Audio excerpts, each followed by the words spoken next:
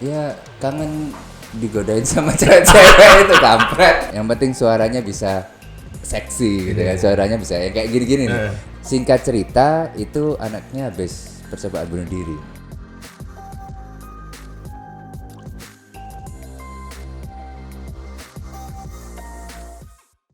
Assalamualaikum warahmatullahi wabarakatuh. Ketemu lagi bareng saya Ahmed Tesario di channel Birahi, channel yang bisa buat hasrat Anda lebih tinggi dari hidup Anda sendiri. Kali ini kita kedatangan satu tamu teman saya lama. Tadi kenalnya dulu juga. Dia ngaku-ngaku. Kenalnya juga. bukan saya bukan temennya. Kenalnya dulu nggak tahu di mana, juga bingung tuh. Tapi poinnya dia adalah kakak kelas saya tercinta waktu itu. Terus ketemunya juga bukan di jalur ini, tapi sekarang dia adalah vice president dari salah satu startup gede di Surabaya. Amin. Saya sekarang pengen bacain 6 strike fact untuk bapak satu ini. Namanya Bapak Yugo Artono. Strike fact pertama, nanti tinggal dijawab ya. Penyiar yang sudah menclok sana-sani ini akhirnya menjadi entrepreneur. Oke. Yang kedua, sempat yakin nggak yakin ketika siaran di radio anak muda, tetapi sekarang malah kangen siaran. Yang ketiga, startupnya abis dapetin investasi dari venture capital luar sebesar $1 juta. Yang keempat, pernah menjadi customer service Nokia dan pegawai asuransi. Itu dapat dari mana? Yang 5, resah dengan seringnya Surabaya dilewatin di berbagai promo roadshow startup luar negeri. Yang terakhir nih, kesel banget karena sudah susah mendapatkan apresiasi di Surabaya. Nah, itu dia Pak, strike fact yang teman-teman kreatif kita dapetin. Bener nggak? Nah, kita jawab satu-satu nih. Top, kok bisa dapat dari mana itu infonya? Itu yang saya nggak habis pikir tuh. Iya dong. Nah, kan ini dulu itu Mas Yugo ini kan terkenal, saya nggak ngerti, pokoknya di SMA itu ngabisin cewek aja. Bangsat ini pokoknya ngabisin cewek aja. Ya biasa sih orang itu cerita kehidupan pribadinya itu lebih semangat. Nah, akhirnya jadi entrepreneur yang tadinya di radio, di public speaker dan kawan-kawan, akhirnya jadi entrepreneur gitu. Okay. Kenapa? Ya to be honest, radio nggak ada duitnya coy. Oh iya. Nggak lah, tapi Apalagi pandemi ya. Apa? Ada apalagi pandemi ya. Tambah parah. Ada satu CEO startup di Surabaya Pak, namanya Apresiasi Pak. Dipecat cu. Atau Karena? resign. Resign dari radio aja. Oke, jadi ini saya ngomentarin yang tadi atau Yang jawabannya? tadi. Tadi yang pertama apa tuh? Penyiar yang sudah kemana-mana tapi akhirnya jadi entrepreneur. Kenapa tuh? Sebetulnya nggak kemana-mana juga, paling cuma berapa radio. Tapi saya to be honest dibesarkan di dunia radio, di dunia broadcasting ya. Jadi mulai 2007 itu pertama kali masuk ke radio sampai benar-benar berhenti itu 2019. Berarti pas kuliah dong? Iya, kuliah. Masih semester 2 atau semester 3 gitu udah masuk radio dan banyak pengalaman dan pembelajaran lah dari sana. Jadi kalau misalkan mungkin nggak hanya sekarang ya, tapi sampai kapanpun akan selalu kangen sama dunia radio karena itu dunia yang membesarkan saya.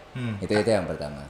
Terus? Jadi kalau bicara saya nggak pernah memandang entrepreneur sama kerja ikut orang itu adalah sebagai satu hal yang berbeda. Itu biasanya seperti itu karena kita kerja sendiri sama kerja ikut orang sama-sama kerjanya bro.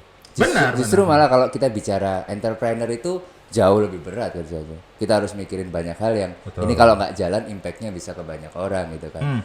Nah mungkin kalau dari saya ingin meluruskan niatnya dulu ya. Banyak teman-teman yang ini udah horizontal loh berarti. Sudah horizontal loh sekarang. Banyak kan sekarang orang yang merasa bahwa entrepreneur itu lebih mulia hidupnya dibandingkan pegawai. Padahal kalau kita misalnya mau lihat dari angle manapun ya, pegawai yang sukses bicara material ya. Banyak duit, loh. banyak. Kalau misalnya kita bicara CEO yang memang perusahaannya sukses, mau dapat ratusan juta per bulan itu juga hal yang sepele dan sudah banyak betul. Buktinya. Nah, teman-teman saya di Pertamina Semen Gresik makmur aja tuh. Betul. Di satu sisi entrepreneur yang bahkan mungkin sebulan di bawah UMR pun dapatnya juga banyak. Banyak sekali. Artinya kan tinggal kita bagaimana bisa memaknai lah pekerjaan kita. Jadi Kebetulan aja sih saya rasa jalannya nuntunnya ke sini. Tapi kalau bicara entrepreneur, apakah memang direncanakan? Enggak sih. Saya memang ya udah jalan aja. Oke. Gitu. Kangen siaran itu maksudnya kangen apa? Kangen ngapain ya? Ya kangen digodain sama cewek-cewek itu kampret. Penyiar ya coba. Tapi bener, penyiar tuh emang gitu ya? Nggak tahu kalau zaman sekarang. Penyiar zaman dulu nggak butuh modal tampang. Yang penting suaranya bisa seksi gitu kan. Suaranya bisa yang kayak gini-gini nih. Halo, selamat malam. Kayak begitu-gitu tuh. Itu tuh Nggak usah ngomongin tampang udah. Nggak usah dilihat tampangnya. Pokoknya ada cewek cakep sedikit dikasih tahu aku penyiar kerjanya. itu langsung Iya kan Mas ya? buka gitu. Kan dulu penyiar kan. Ya, Oke, itu. tapi kalau misalkan waktu di radio dulu memang menikmati ya? Iyalah, Menikmati pasti. banget. Pasti. Waktu punya istri dan berkeluarga masih nikmatin nggak? Penyiar radio? Ya masih kan mengapresiasi apa yang ada di pikiran kita gitu. Skip yang lain pertanyaan. Oke, abis itu kapan terakhir jadi penyiar? 2019 kira-kira. 2009 masih Masih penyiar? baru, Masih baru. Jadi itu sempat vakum, dulu sempat pindah ke Jakarta sekitar 3 tahun, 4 tahunan. Itu tapi di Jakarta juga masih sempat siaran sebentar doang. Terus balik ke Surabaya ditawarin siaran lagi. Terus sempat di balik layar. Akhirnya waktu di balik layar kok menikmati. Jadi apa? ya. Soundman? Hah? Di balik layar? Iya pasang kabel gitu.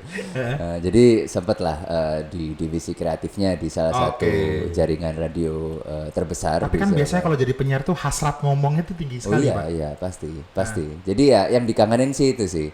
Ketika kita ngebuat satu topik, terus banyak orang yang engage sama topiknya, terus dulu ya saya tuh 2007 kira-kira itu dulu terkenalnya sama siaran malam saya. Waduh. Jadi Itu waktu arahnya malam, itu biasanya ke sana-sana itu. maksudnya? Arahnya tuh ke wanita-wanita, tapi yang dengerin cowok-cowok. Nah itu asumsi, nggak ada Oh, data. asumsi. Kalau ke startup kan harus ada validasi Iya, kan. iya. Jangan pakai asumsi. Iya, terus, Dulu waktu terus. pertama-tama itu kan namanya itu obat tidur nama programnya. Obat Jadi di program itu kita diusahakan untuk menjadi orang yang sok bijak. So bijak. Iya, karena orang kan SMS dulu masih SMS ya, SMS cerita permasalahannya, terus kita menjadi orang yang sok bijak ngasih tahu nih solusinya begini. Jadi waktu siaran pertama itu saya bawa buku motivasi itu banyak di depan. Jadi hari-hari pertama Agak gitu. mepet-mepet sama ini ya, apa pegawai MLM akhirnya ya? Ya mungkin lah kurang lebih ya. Jadi orang tanya langsung dicari langsung dijawab gitu ya. Kira-kira 1 bulan pertama masih kayak gitu, akhirnya udah bisa ngeflow. Nah dari situ mulai nikmati. Ketika ini ada satu Anda cerita ini yang penyiar apa psikolog sebenarnya? ya memper lah. Yang nggak bakal pernah kelupaan ya. Yang nggak bakal pernah terlupa adalah dulu saya siaran malam jam 11 sampai jam 1 pagi. Terus jam 12 malam itu ada literally ibu-ibu sama anak-anak datang gitu ke studio. Terus akhirnya menghormati kan waktu lagu keluar sapa ngobrol sebentar terus kan wondering nih kenapa kok malam-malam gitu datangnya dan apalagi sama anaknya gitu kan. Waktu Cewek, cowok anaknya? cewek itu kan di Jalan Jawa dulu saya siaran. Nggak usah sebutin ya namanya. Colors lah namanya. Terus. Iya. Oke, itu sepi kan tempatnya. Jadi malam-malam waktu ngelihat ada ibu-ibu sama anak, ini orang beneran apa bukan gitu kan. Waktu juga, awal. dia juga sih. Sepi waktu itu dan terkena angker kan. Terus akhirnya keluar nyapa ngobrol-ngobrol, anaknya itu pakai ini diperban gitu loh. Kayak sial gitu loh. Kayak sial. Tambah serem kan ini si manis jembatan Ancol. Gitu. Akhirnya aku tanya, kenapa kok sampai dibela-belain malam-malam ke sini? Terus? Singkat cerita itu anaknya habis percobaan bunuh diri. Yo. Serius, jadi percobaan bunuh diri. Orang tuanya itu belum divorce, tapi masalah terus gitu. Masalah. Umur terus. berapa itu anaknya? Masih muda banget. SMP lah kira-kira. Bunuh diri tapi tidak mati. Nggak mati. Kasihan ya. Iya kasihan. Itu Keluarganya yang kasihan itu susah. Itu sakit loh. Ya itulah. Intinya ini lahirnya disilat. Oh disilat. Bukan Disilat. gantung diri dia. Nah, disilat. Pas itu ibunya ini mungkin naluri keibuan ya. Jadi kepingin ngelihat anaknya ke kamar. Jadi waktu ngelihat anaknya udah di bawah gitu, darah sudah kemana-mana. Untungnya pas dibawa ke rumah sakit ini terselamatkan. Nah, pas proses recovery itu dia kayak nggak bisa tidur, nggak tahu hubungannya mungkin karena kehilangan banyak darah atau gimana. intinya dia bilang ada temannya yang ngasih tahu suruh dengerin Ya Allah. Yugo Artono gitu ya. Habis itu pas Itu keren banget sih. pas dengerin itu Anda dia dibawa ngerasa pulang habis itu? apa? Dibawa pulang. Masih SMP, agak gedean sedikit lah. Jadi pas dia habis dengerin itu katanya dia punya semangat hidup lagi, tapi yang paling menarik adalah gara-gara masalah itu keluarganya jadi akur lagi. Nah, Dipersatukan karena bunuh diri. betul. Jadi mungkin ada masalah bisa coba bunuh diri. Bisa coba tapi jangan mati. Jangan mati. Itu kuncinya ya. Kalau mati nggak tetap divorce orang tua kalian. Makanya jangan mati. Saling menyalahkan. Saling malah. menyalahkan. Ya, itu sih. Jadi cerita-cerita yang kayak gitu yang ini nggak Didapat bakal pada saat siaran. jadi siaran radio. Nah, jadi itu yang membuat saya itu kayak merasa punya apa ya tanggung jawab moral lah ketika jadi penyiar. Jadi harus benar-benar nyampaikan yang Gue nggak bayangin sih perasaan lu di jam. Mas ada ibu-ibu sama anaknya datang mau ketemu. Hah? Ngapain? Mau cari obat tidur. itu sih. Jadi yang nggak bakal pernah terlupa dan sampai kapanpun pasti akan tetap kangen. Ya. Oke, habis itu masuk startup digital lagi di Surabaya. Trust Medis. Itu startup yang di bidang medis juga. Tapi di satu sisi mungkin baru-baru aja terima investasi tuh. Itu tadi side fact-nya baru terima investment $1 million. Oke. Jadi yang mana ini yang mau dijawab? Yang Trust Medisnya. Oh, Mau Trust coba Medis. jelasin Trust Medis itu apa sih? Terus kok bisa Oke. dapat investasi sih? Langsung ke Trust Medis ya. Jadi Trust Medis itu kita health tech startup gitu. Jadi startup yang bergerak di dunia kesehatan. Kita B2B mainnya, kita bisnis to bisnis. Yang kita kerjakan adalah kita bikin software untuk operasionalnya rumah sakit. Jadi bukan aja rumah sakit sih sebetulnya, fasilitas kesehatan mulai dari Klinik. rumah sakit, klinik, puskesmas, sampai ke laboratorium, apotik, sampai ke praktek dokter mandiri kita juga bisa digunakan. Pokoknya yang ada penyembuhan pasien ya. Ya intinya kita dari hulu sampai hilir itu modul-modul yang kita. Kedai dukun nggak? Apa? Kedai dukun. Sorry bahasanya nggak ngerti saya maksudnya apa itu. Oke. Terus. Lanjut. Jadi Trust Medis sebetulnya Trust Medis literally dibikin itu atau dijalankan itu mulai 2005. Sebenarnya. 2005. Itu udah 15 tahun ya. Ya, Pak Ahmad Zulkarnain itu CEO kita sekaligus foundernya itu mulai ngejalanin 2005. Tapi waktu itu masih palu gada, bro. Oke. Jadi bukan hanya di dunia medis bukan atau kesehatan. ngomongin mengenai digital startup lah ya. Betul. Jadi waktu itu masih kayak vendor IT gitulah yang bisa ngerjakan segala developer. Nah, abis itu di tahun 2016 Pak Ahmad tergabung di salah satu timnya Aisindo. apa? Ya, apa? Enggak ini Smart City itulah pokoknya Oke, kayak oke. gitu.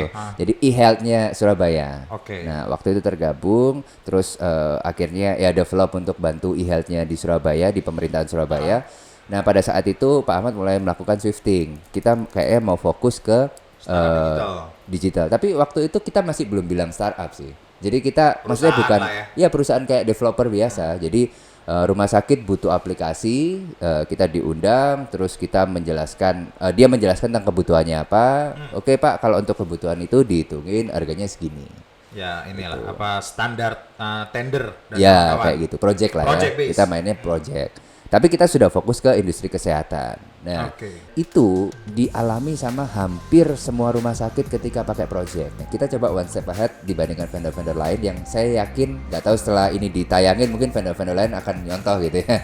Biarin. Jadi buat teman-teman yang cuma punya ide doang, tidak cukup, ngerti gak? Kita kan nggak bisa bilang bahwa kita yang paling bagus.